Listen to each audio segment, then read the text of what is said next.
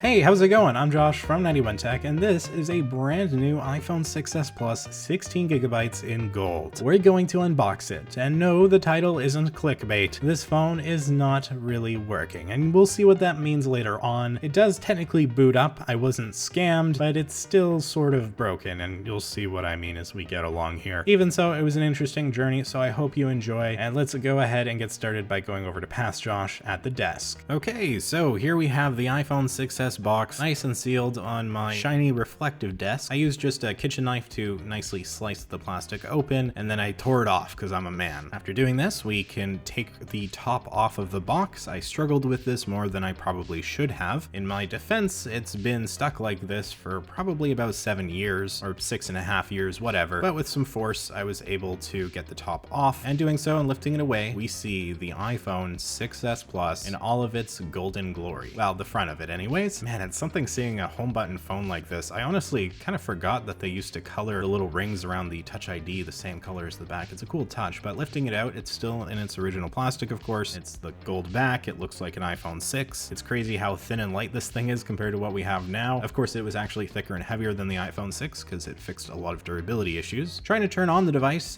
nothing happens, but that's all right. It's been in the box for 7 years. Taking out the paperwork, we can see what we used to get from Apple. You got the SIM tool. There's the little pamphlet saying iPhone 6s Plus and showing where all the buttons are. Then you have some basic info, warranty stuff, and then we get Apple stickers. Yeah, you remember when they used to give you 2 Apple stickers with your iPhone? That was the good old days. And below that, wait, hold on. Do we actually get accessories with this phone? Yes, we do. We get actual earpods, and these ones would actually have the analog connector, of course. You have the 5-watt wall adapter, which is slow, but it works, and you have the lightning cord. Nowadays, all you would get is the lightning cord to USB-C, and that's about it. And so that's the unboxing experience. Extremely simple. A lot has changed, and yet a lot hasn't changed. The boxes have gotten a lot thinner and a lot more environmentally friendly. I do kind of miss the plastic like this, but we're going to leave that plastic on for now and go ahead and plug this thing in to see if we can boot it up. So I grabbed a different lightning cord, plugged it into the phone, and right away we got the Apple logo. Great sign. This thing should be, and it went black.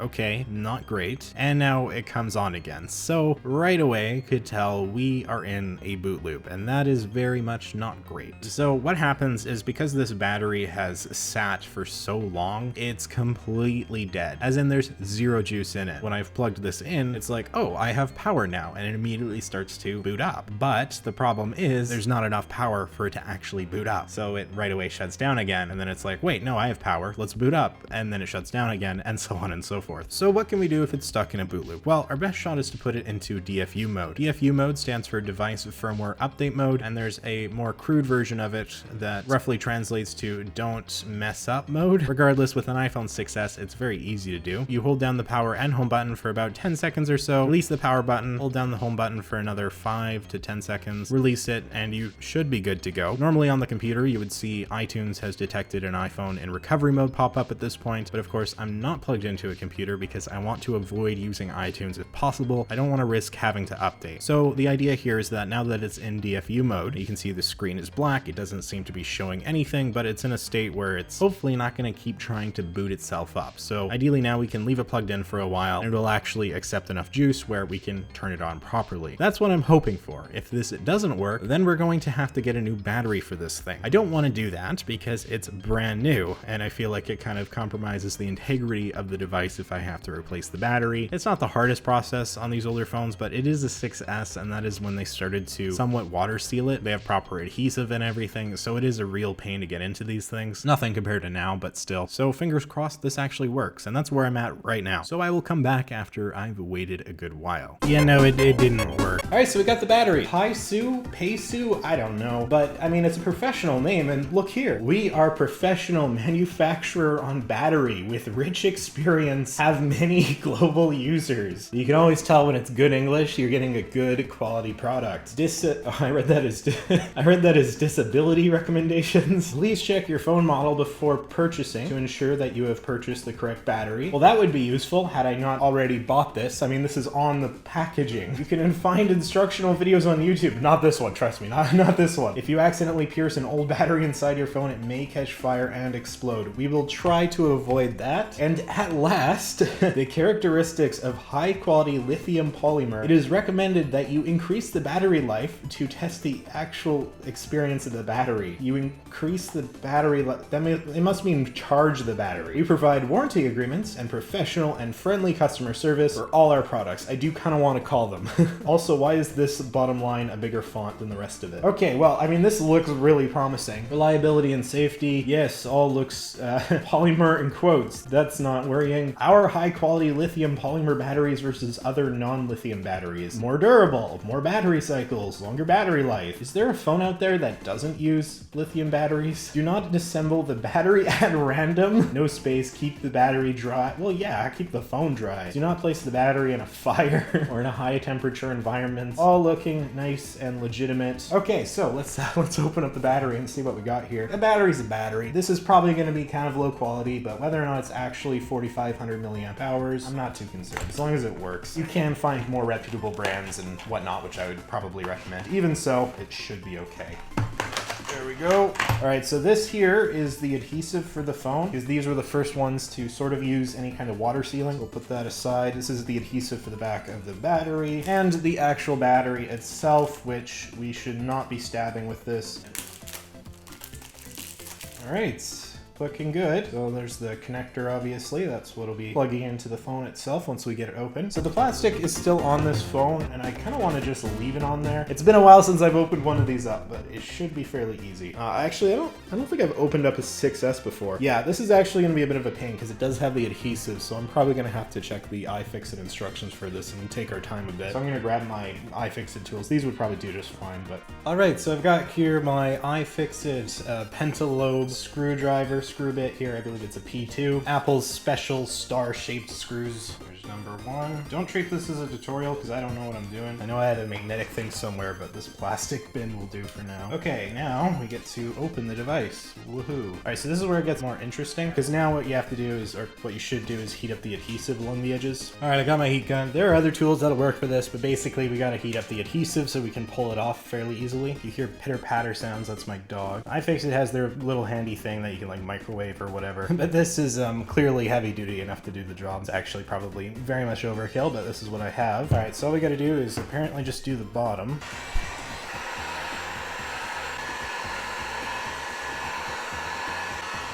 Okay, that should be probably fine. Then it should be as simple as just sticking this about right here, and then we're gonna very carefully start to peel this up and try not to crack the display. Still hot. Right, the plastic, I kind of forgot about that. Yeah, plastic's gonna have to come off, I think. That's too bad. Off. So we want just a small gap.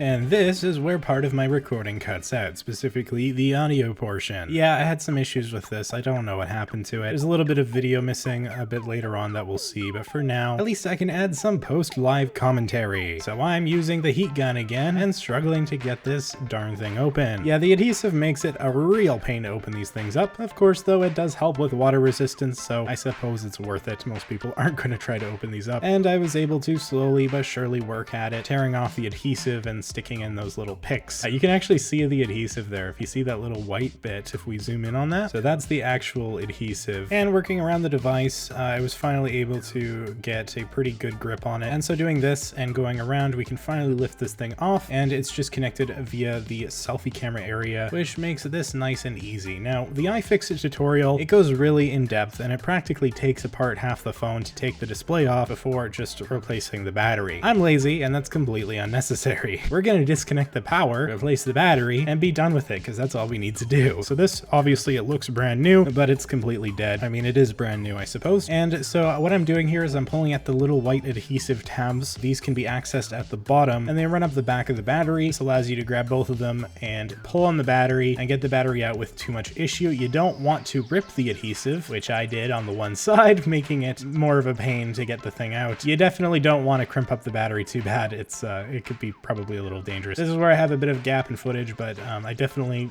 got the battery off without dying, so that's good. And this brings us to no battery. So that's the inside of an iPhone 6s without its battery. That little silver circle there is where the Apple logo is. You remember it's kind of mirrored, reflective. Also, yes, I guess I never commented on the fact that the display is being held up with a rubber band on the box. Honestly, extremely effective. I'm missing the footage of me putting the battery in because of course I am, but here it is, the 6s Plus high capacity battery, 4500 milliamp hours. Now the adhesive is on the back of it, so it should be easy enough to remove if ever need be. Hopefully though, we won't need to. So at this point, all I have to do is reconnect to the battery, and then we're going to try to turn the phone on. So I pulled down the display, and we're not going to close it up quite yet because I want to make sure it works. So if we turn it on, we see the Apple logo, which is really good news. The battery does have a charge on it, and we're actually able to boot up into the hello screen. Look at that. So we're good to go. I turned the phone back off, and we're going to close this thing up for real. Now it is at this point you would put the adhesive on before, you know, closing up the entire phone, but I didn't bother for now, so I snapped it all closed. Do have to screw the